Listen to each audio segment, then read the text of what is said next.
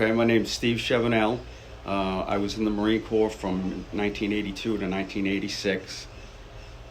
Started off with an infantry unit in Camp Lejeune, the 2-6. I was there for about a little over a year, and then I broke my leg in a car accident on leave, and I kind of wasn't able to do all the functions of being a grunt. Well, I wasn't totally sure that that's what I wanted to do. I was 19. I had gone to college for a year. Wasn't really for me at the time. I wasn't ready, and I was kind of not really doing a whole lot. Getting kind of lazy. My dad was getting a little disenchanted, and my dad was a Marine, and he was really proud of being a Marine. And so that was kind of my motivation to go in, but again, I wasn't sure that I wanted to make a career of it. So I went the reserve route. Well, my family's pretty small, actually. My dad was an only child. My mom was an only child. So my dad went in right out of high school, and he was he did 4 years, but he was really proud of that. And so that was kind of, but he's really the only one. I had well, I called him an uncle. He was my dad's cousin. He was in the Navy. But again, my family's kind of small, so there wasn't a long line of people that served. I never even thought about going into one of the other branches. And it was, again, I was trying to get, not that there was a break in the relationship, but I was trying to do something that would make my dad proud. And, and it turned out my brother went into the Army, and he was just as proud of him as but for some reason I had in my head that I needed to go to the Marines. The way the reserves work, we called it drill, but I was with an infantry unit, so we would do military exercises 1 weekend a month, and then we would go for 2 weeks at some point during the year and do some kind of training. Like 1 year we went to desert training out at 29 Palms. 1 year we did cold weather training in Norway and Iceland. And then sometimes we just do regular, jungle training or something in North Carolina. So it just varied on and after 9/11, the reserves became a lot more active because a lot of them were activated. During the time that I was in, 82 to 86, other than the Beirut bombing, there wasn't a lot of other stuff that was going on at that time.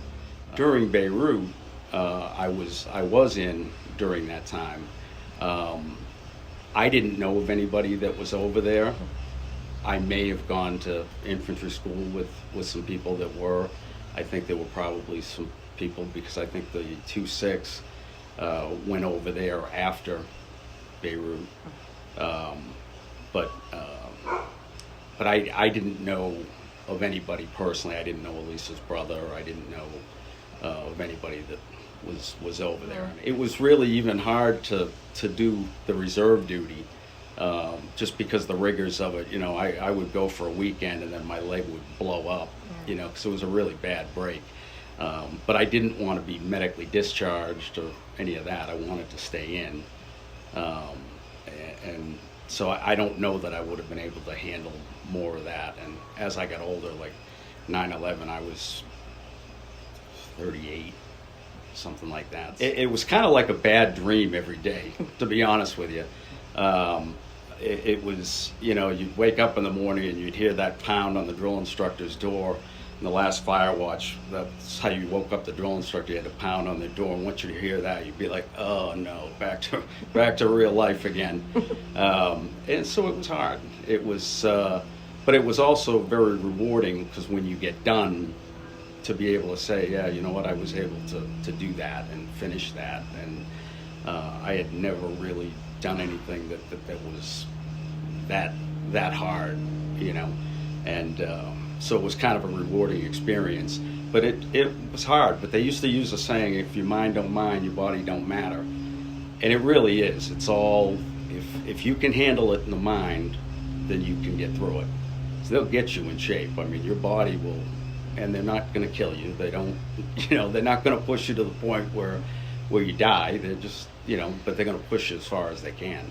Right. And so it's a very rewarding experience. But while you're going through it, it's you would wish you weren't there. We did have one story where the drill instructor came out one evening and he decided to play a little prank and said, hey, the Navy is looking for some volunteers. We need to send some people to the Navy. Who wants to go?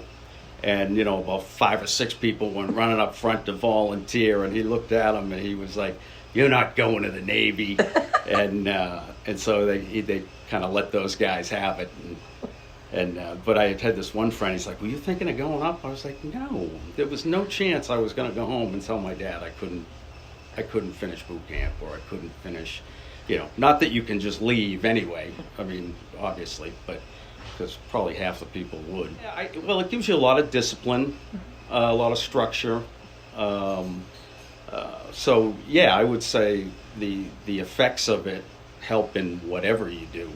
And that could be, you could be full-time, you could be a reserve, you could be whatever, but that structure and that discipline, it helps you in anything else you want to do. It helped me with school, it's helped me professionally. I left as an E4. I would say, I mean, there were officers, there were, gunnery sergeant. So a lot of those people had been in, though, the higher ranks, most of those people had been in active duty for a while and then kind of stayed with the reserves. Promotions are a little slow, which it makes sense. Yeah. Because you're not in doing it daily. So that makes a little bit of sense. But we started as a private, I mean, just like everybody else. I would recommend it. Now, that being said, I didn't push my kids to do it. And they didn't, if it's something you want to do, then I would recommend it highly. But I wouldn't push people to do it. But I do think the benefits, I mean, sure, things could happen, and, unfortunately we've had a lot of people die in Afghanistan and Iraq and places like that, and you never know when something's going to happen. But I think the benefits are certainly there if it's something that you want to do. Okay. But I wouldn't advocate for it being mandatory, or, I don't think we need to do that. We seem to get enough people that are willing to do it anyway without mandatory. So, but I would recommend it to somebody that wanted to do it. Okay.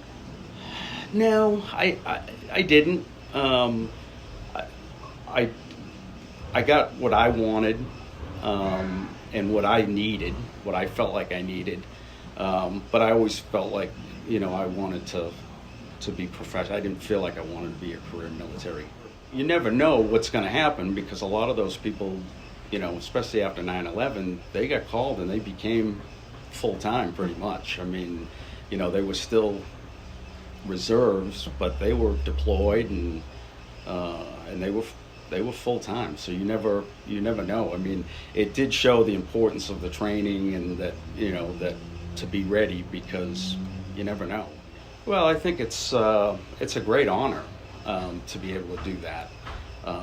And again, it doesn't mean that if you don't, that you're any less American, but just being able to be part of it, I think it was a great honor.